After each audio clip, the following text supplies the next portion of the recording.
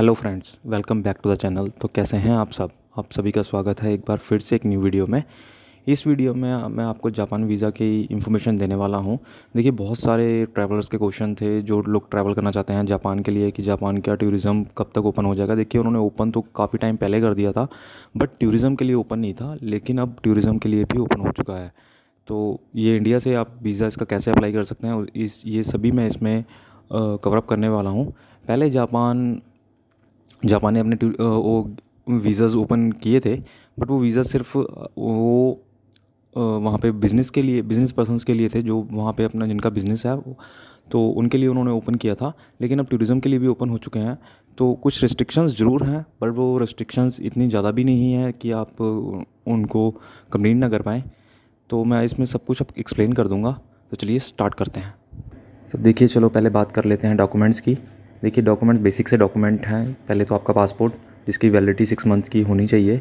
And उसके बाद second, आपके पासपोर्ट की फर्स्ट पेज की कॉपी एंड लास्ट पेज की कॉपी, जिस पे आपका बायोडाटा एंड आपका एड्रेस मेंशन हो। वीज़ा एप्लीकेशन फॉर्म आपको कैपिटल लेटर्स में फिल करनी है। कवरिंग लेटर आपको मेंशन करना है। एंड पासपोर्ट साइज़ फ़ोटो, देखिए passport size photo 2x2 inches की होनी चाहिए with colour photo with white background. और देखिए, जापानीज़ एम्बेसी इस मामले में बहुत ही ज़्यादा स्ट्रिक्ट है, तो प्लीज़ फ़ोटो का जो साइज़ है वो आप यही रखिएगा, नहीं तो आपका वीज़ा डिनाइड होने के बहुत ज़्यादा चांसेस है। Confirm air ticket and hotel vouchers, वो आपको सभी पता है, सभी कंट्रीज़ के वीज़ा के लिए चाहिए। इनकम टैक्स रिटर्न, ये कहते हैं कि आप 1 साल का, लास्ट 1 ईयर का दे दीजिए, बट मैं आपको रिकमेंड करूँगा कि आप 2 ईयर्स का लगाइए। एक तो लास्ट ईयर का एंड एक उससे भी लास्ट ईयर का, तो आपके पास 2 हो जाएंगे। ट्रैवल आइटनरी आप डे बाय डे मेंशन करिए। अगर आपका 5 डेज़ का प्लान है तो आप उस हिसाब से बनाइए। एंड बैंक स्टेटमेंट आप देखिए 6 मंथ की ही मेंशन करें। उसमें अप्रॉक्सीमेट अगर आप 5 से 10 दिन के लिए जा रहे हैं तो आपका मिनिमम जो फंडिंग होनी चाहिए वो 1.5 to 2.5 तक के बीच में होनी चाहिए, या अगर आपकी 2 भी होगी तब भी चल जाएगा। अगर आपके पहले, अगर आपने काफ़ी ज़्यादा कंट्रीज ट्रैवल किए हैं तो आपका 2 लैक्स भी है तो वो सफिशेंट है आपके लिए, क्योंकि जो जापानीज इकोनॉमी है वो बिल्कुल सेम एज़ टू पर इंडिया ही है, बट वो थोड़ा सा वहाँ पे कॉस्टली है। अगर आप टोक्यो वगैरह में स्टे करते हैं तो वो थोड़ा सा कॉस्टली है, इसलिए मैं आपको बोल रहा हूँ कि आप 2.5 लाख तक का मिनिमम अमाउंट अपने बैंक अकाउंट में शो करें 6 मंथ, विद इन 6 मंथ्स, कि आपकी 6 मंथ तक इतने का ट्रांजेक्शन्स आपके हैं। तो ये सारे डॉक्यूमेंट्स थे। बाकी मैं आपको बताता हूँ आपको डिपार्चर से पहले पहले क्या करना है।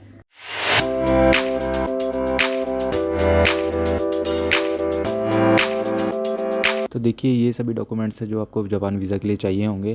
देखिए, वीज़ा फ़ीस जो जापान की है वो सिंगल और मल्टीपल एंट्री दोनों के लिए सेम है, 550। अगर आप VFS ग्लोबल से अप्लाई करते हैं खुद जाके, अगर आपको वहाँ पे डॉक्यूमेंट्स कुरियर करने हैं या वहाँ से कुरियर करवाने हैं तो उसका देखिए डिफरेंट चार्जेस होता है, वो आपको VFS की साइट पे मिल जाएगा। और अगर आप किसी एजेंट से ट्राई करते हैं, जैसे आप वो वेरी करती है अलग अलग एजेंट्स के ऊपर, कोई कितना चार्ज करता है, कोई कितना चार्ज करता है। देखिए, वैसे तो जो नॉर्मल एजेंट चार्ज होना चाहिए वो आई थिंक 1000 रुपये ऊपर होने चाहिए।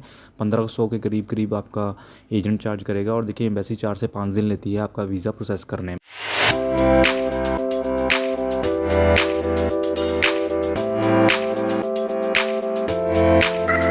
देखिए, फ़्लाइट्स जापान के लिए इंडिया से इजीली अवेलेबल हैं। तो देखिए, पहले तो डायरेक्ट फ़्लाइट्स ही जापानीज़ एयरलाइंस जाती थी, लेकिन अभी क्या है कि अभी आफ्टर कोविड अभी उन्होंने इतना स्टार्ट नहीं किया, लेकिन आपको वाया फ़्लाइट्स मिल जाएंगी जो कि via Bangkok, Vietnam and Malaysia होके या वाया सिंगापुर होके भी मिल सकती है। बट मैं आपको बैंकॉक, वियतनाम, मलेशिया इसलिए बता रहा हूँ क्योंकि यहाँ पे जो फ़्लाइट चार्जेस हैं वो नॉर्मल हैं, इतने ज़्यादा कॉस्टली नहीं है। तो आपको राउंड ट्रिप अगर आप करवाते हैं, जैसे यहाँ से इंडिया से जापान जाते हैं, जापान से और इंडिया वापस आते हैं, तो आपका अप्रॉक्सीमेट 60,000 में अप एंड डाउन की टिकट हो जाएगी। अगर आप बीच में स्टे लेते हैं तो आप देखिए, आप वो आपके लिए बेटर ही रहेगा कि आप बीच में स्टे लेंगे और आपको एक कंट्री और ट्रैवल करने के लिए मिल जाएगी। अगर आप बाया बैंकॉक नहीं भी लेते हैं तो आपको देखिए वहाँ पे ले ओवर तो करना ही पड़ेगा because of change of flights.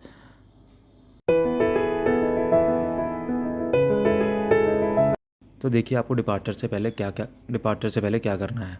तो देखिए, आपको डिपार्चर से पहले एक 72 आवर्स बिफोर सैंपल दे के RT-PCR टेस्ट करवाना पड़ेगा। एंड उसकी एक नेगेटिव रिपोर्ट आपको अपने साथ लेके जानी पड़ेगी। वो आपके डिपार्चर से लेके अराइवल तक चेक की जाएगी। और देखिए जो आपकी जो रिपोर्ट होगी उस पे आपको क्लियरली डॉक्टर की स्टैम्प एंड लेबॉर्ट्री का नाम एंड आप किस डेट को आपका सैंपल कलेक्ट किया गया था वो आपको क्लियरली उस रिपोर्ट पे मेंशन करवाना पड़ेगा। तो ये इस चीज़ का ध्यान रखिए कि वो क्लियरली मेंशन हो। तो आपको देखिए अब आप जापान की माईसोस ऐप भी डाउनलोड कर सकते हैं और अपने डॉक्यूमेंट्स वहाँ पे अपलोड कर सकते हैं फास्ट ट्रैक के लिए। देखिए फास्ट ट्रैक आपका कस्टम्स के बाद आपको वहाँ पे क्वारंटाइन की जो सिचुएशन होगी उसमें आपको बहुत ही ज़्यादा हेल्पफुल करेगा। वहाँ पे जाके आपको डॉक्यूमेंट्स फिलअप नहीं करने पड़ेंगे, कुछ नहीं करना पड़ेगा। अगर आप फास्ट ट्रैक पे अपने डॉक्यूमेंट्स फास्ट ट्रैक के लिए डॉक्यूमेंट्स अपने सबमिट कर चुके होंगे तो आपको इतना ज़्यादा क्यू में नहीं वेट करना पड़ेगा।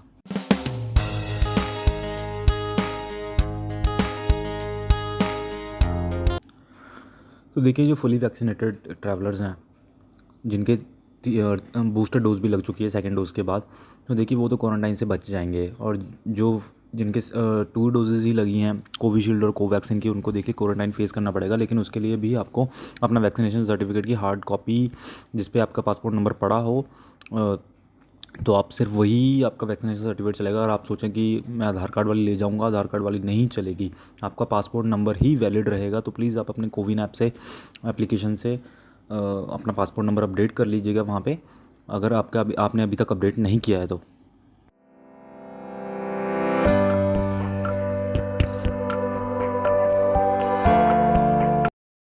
देखिए प्री रजिस्ट्रेशन और ऐप की क्या रिक्वायरमेंट है जापान जाने के लिए। तो देखिए आपको एक अपना हेल्थ कार्ड पूरा सबमिट करके आपको एयरलाइंस को भी सबमिट करवाना पड़ेगा और आपको माईसोस ऐप पे भी फास्ट ट्रैक के लिए अपने डॉक्यूमेंट्स अपलोड करने पड़ेंगे, वो मैंडेटरी ही हैं।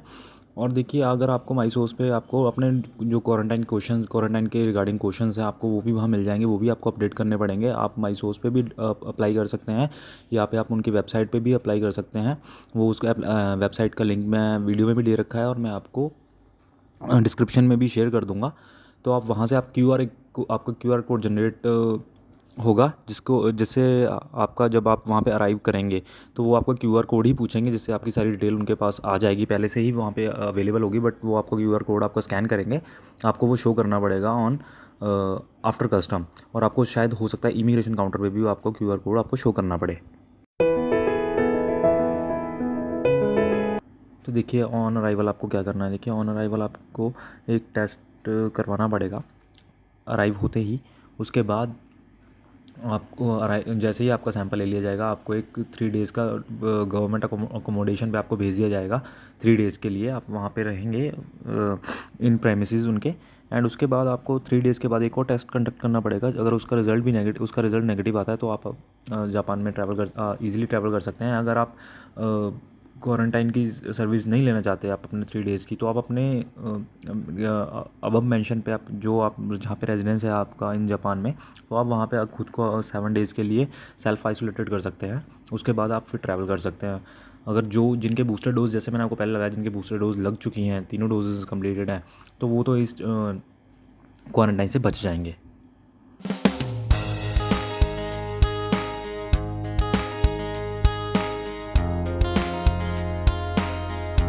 ये सारी इन्फॉर्मेशन थी जापान वीज़ा के बारे में। तो देखिए जापान ने अपना टूरिज़्म ओपन तो किया है, बट थोड़ी सी रिस्ट्रिक्शंस ज़रूर हैं। तो मैं आपको यही रिकमेंड करूँगा कि आप अगर सच में जापान जाना चाहते हैं, अगर आपका इंटेंट है जापान घूमने की, तो देखिए बहुत ही प्यारा देश है, बहुत ही अच्छी चीज़ें हैं वहाँ घूमने के लिए। वहाँ पे साइट सीन करने के लिए कपल्स भी जा सकते हैं इस सीज़न में। एंड अब तो वैसे भी वहाँ पे थोड़े टाइम बाद चाइनीज़ न्यू ईयर स्टार्ट होने वाला है। क्रिसमस के टाइम पे घूमने के लिए बहुत सारी प्लेसेस हैं, बट हाँ थोड़ा कॉस्टली ज़रूर है।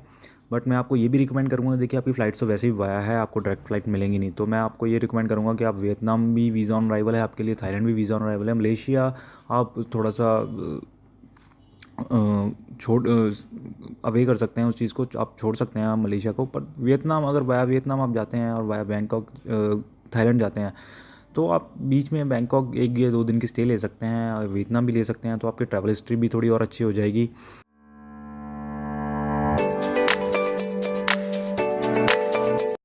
तो देखिए इस वीडियो में मैंने आपको सभी कुछ जापान के बारे में एक्सप्लेन कर दिया, कैसे आप वीज़ा ले सकते हैं। कुछ ज़्यादा मुश्किल नहीं है जापान का वीज़ा लेना, बहुत ईजी स्टेप्स हैं अगर आपके documents all up to the mark हैं। तो देखिए अगर आपको वीडियो अच्छी लगी है तो प्लीज़ लाइक कर देना, जो लोग नए हैं चैनल पर प्लीज़ सब्सक्राइब जरूर कर देना चैनल को, एंड प्लीज़ शेयर कर देना। एंड अगर आपके कुछ भी डाउट्स हैं तो आप कमेंट बॉक्स में आप पूछ सकते हैं क्वेश्चंस अपने, और आप मुझे इंस्टाग्राम और फेसबुक पे भी आप मुझे अपने क्वेश्चंस पूछ सकते हैं मुझे फॉलो करके। अगर आपके तो आप सभी से मिलते हैं अब अपनी नेक्स्ट वीडियो में।